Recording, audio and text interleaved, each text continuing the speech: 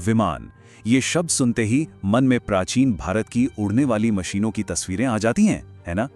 किस्से कहानियों में इनका जिक्र हमें हमेशा से फैसिनेट करता आया है।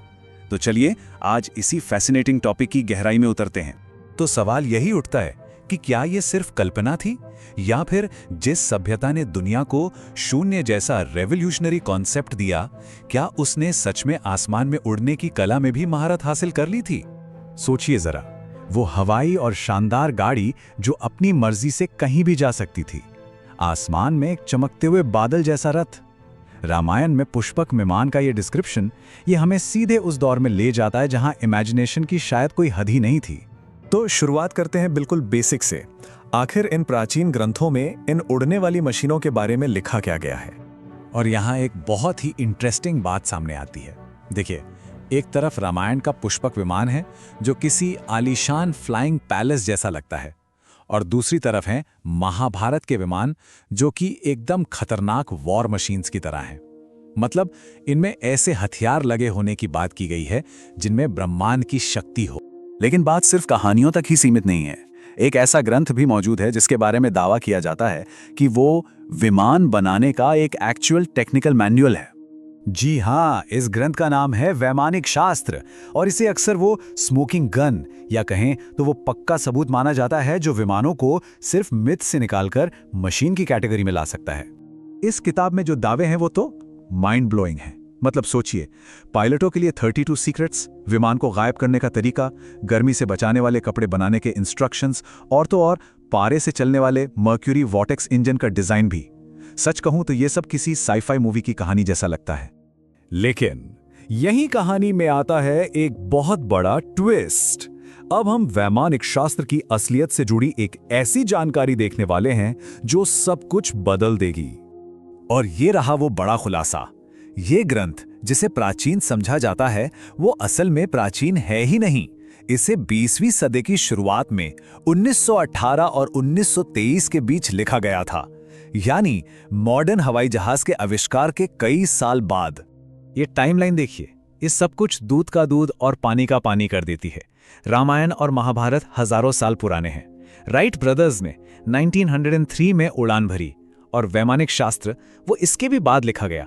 ये एक ऐसा फैक्ट है जिसे अक्सर इस पूरी बहस में अनदेखा कर दिया जाता है। ठीक है, तो ये तो हो गई इसकी हिस्ट्री की बात। अब देखते हैं कि जब इस किताब के दावों को साइंस की कसौटी पर परखा गया तो क्या सामने आया। तो हुआ ये कि 1974 में इंडियन इंस्टीट्यूट ऑफ साइंस यानी IISc के एरोनॉटिकल इंजीनियर्स ने इस पर एक डिटेल्ड स्टडी की, और उनके फाइंडिंग्स चौंकाने वाले थे। पहली बात, जो डिजाइन्स दिए गए थे वो एरोडायनामिकली एकदम गलत थे, मतलब वो उड़ ही नहीं सकते। दूसरी बात, वो मर्क्यूरी वॉटेक्स इंजन फिजिक्स के सारे नियमों को तोड़ता था और थ्रस्ट की जगह जहरीला धुआं पैदा करता।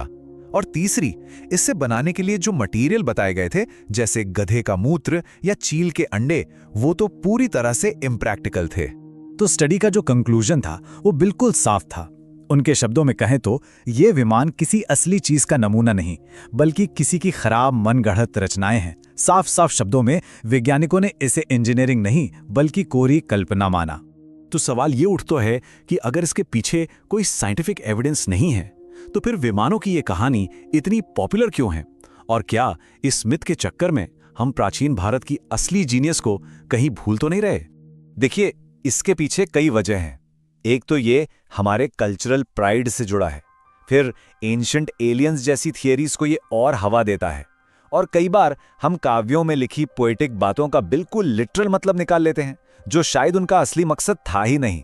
और यहीं पे आकर हमें रुककर सोचने की जरूरत है। इन मिथिकल एयरक्राफ्ट्स पर फोकस करने की वजह से हम उन रियल डॉक्यूमेंटेड साइंटिफिक अचीवमेंट्स को नजरअंदाज करने का खतरा मोल ले रहे हैं जो वाकई में प्राचीन भारत की देन है।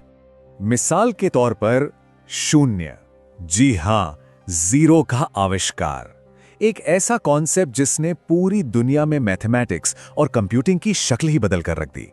या फिर मेटलर्जी में उस दौर की मास्टरी को ही देख लीजिए। दिल्ली का लौह स्तंभ 1600 साल से भी ज्यादा हो गए और आज भी उस पर जंग नहीं लगा है। ये उस वक्त की एडवांस टेक्नोलॉजी का जीता जागता सबूत है। यही नहीं, मेडिसिन के फील्ड में भी सुश्रुत संहिता जैसे प्राचीन ग्रंथों में प्लास्टिक सर्जरी, खास तौर पर राइनोप्लास्टी जैसी कॉम्प्लेक्स प्रोसीजर्स का जिक्र मिलता है। ये उस जमाने के हिसाब से एक अनबिलीवेबल अचीवमेंट थी। तो आखिर में हम फिर उसी सवाल पर लौटते हैं, क्या ये विमान प्राचीन इंजीनियरिंग का कमाल थे या इंसान की कल्पना की ऊंची उड़ान का एक बेहतरीन नमूना? और जब हम प्राचीन भारत की असली डॉक्यूमेंटेड उपलब्धियों को देखते हैं तो शायद ये मानना पड़ेगा कि कल्पना की वो ताकत वो अपने आप में ही एक बहुत बड़ी उपलब्धि